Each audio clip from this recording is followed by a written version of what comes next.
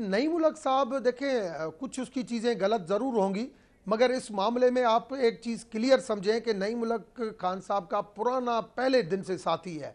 और उनको तकलीफ़ होती है जब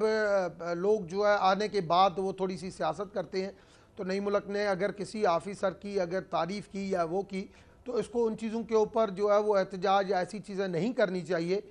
तो मैं समझता हूँ आप नई मुल्क और फवाद चौधरी का दोनों का फोकल पर्सन मैं भी नहीं हूँ कि आप कोई उनसे जाके पूछें कि आपका झगड़ा कौन सा है, मगर मैं फैक्ट ये बात करूँगा कि फवाद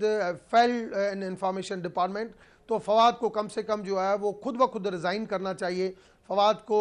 या खान साहब को उसको निकाल देना चाहिए। इस तरीके से हम 5-5 6-6 बंदे इंफॉर्मेशन में रखेंगे तो ये कमेंट करना पसंद करूंगा।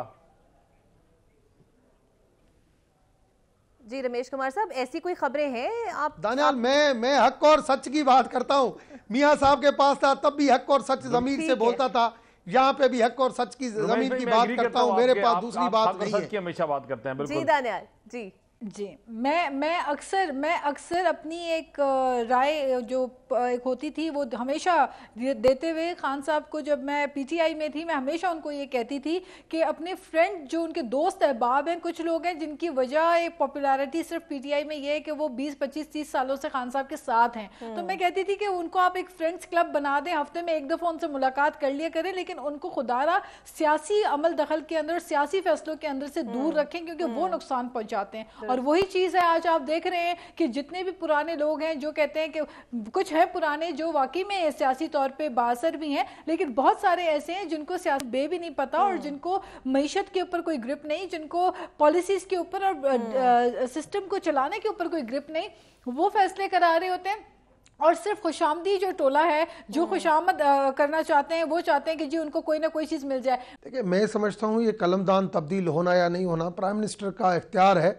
और फवाद चौधरी को अगर मुझसे पूछेगा, मेरा पुराना दोस्त है, मुझसे पूछेगा तो मैं समझूंगा कि उसको खुद ही कहना चाहिए कि भाई मैं इंफॉर्मेशन नहीं संभाल सकता, क्योंकि इंफॉर्मेशन के हवाले से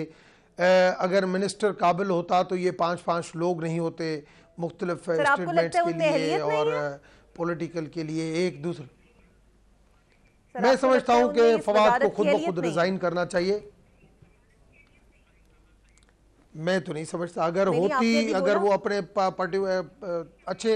अच्छे तरीके से अगर वो संभालते होते तो 5 बंदे नहीं होते ना। नई मुल्क अपने तौर पे है, इफ्तिखार दुरानी अपने तौर पे है, पता नहीं कितने लोग हैं जो नाज पुरानी है वो जानती है सब लोगों को, मैं तो अभी नया आया हूँ, मैं तो जानता भी नहीं हूँ कितने लोग हैं, 4-5 लोग हैं, तो कम से कम एक इंफॉर्मेशन, एक ज़्यादा 2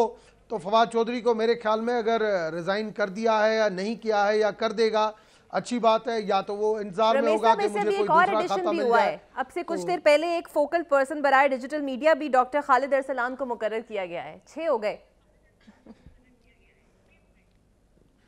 मैं देखें ना, मैं इस चीज़ के ऊपर क्या बात करूं, अब ये छोटी सी बात है, मेरे सामने तो सारे मेरे छोटे भाई हैं, बच्चे हैं, मैं तो हम तो पुरानी चीज़ों के ऊपर हैं। कभी कभार ये भी होता था कि, और ये जब ऐसी चीज़ें होती है ना, मियाँ साहब के पास क्या हुआ कि इंफॉर्मेशन का परवेज़ा एक था और स्टेटमेंट में 5-5 लोग देते थे, तब भी ये चीज़ें ख़राब होती थी। सेम चीज़ पीपल्स पार्टी के दौर में थी, एक ही कमर ज़मान कायरा था और मैं समझता हूँ बहुत परफेक्ट तरीके से चलता था। तो कुछ न कुछ आदमी को जो अच्छी चीज़ें हैं उनको अडॉप्ट करना चाहिए, जो गलत चीज़ें हैं उसको ख़त्म करना चाहिए। अच्छा, आप समझते हैं किसी से अगर कोई मिनिस्ट्री नहीं चलती उन्हें रिजाइन कर देना चाहिए, आप ये समझते हैं? नहीं, मैं कहता हूं कि फवाद, आपने फवाद का जिक्र किया है, अगर उसकी परफॉर्मेंस अच्छी होती, अब ये कहना जैसे आज कमेटी में कह रहा था पीटीवी ये हो रही है, और भाई आपसे अगर नहीं संभाली जाती तो आप बोलो भाई मुझसे नहीं संभाली जाती, तो ये चीज़ें नहीं होनी चाहिए जो आज हुई है, और या तो वो खुद रिज़ाइन कर देगा, नहीं तो खान साहब उसको निकाल देगा।